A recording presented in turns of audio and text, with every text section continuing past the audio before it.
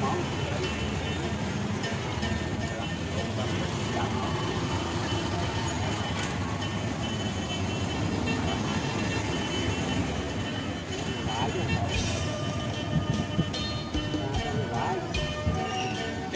ាំមកប្រចាំកាយនោះឪពុកអ្នកម្ដាយឲ្យ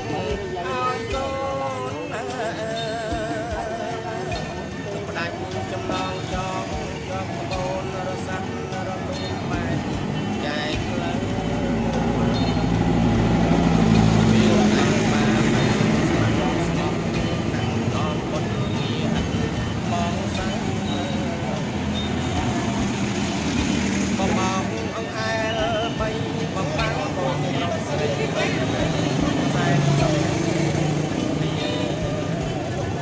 បាទរកប្រាំងបានមិនតាំងចុកដល់កូនណាយដឹងក្តីកើតរឿងអប្រៃសែនវេ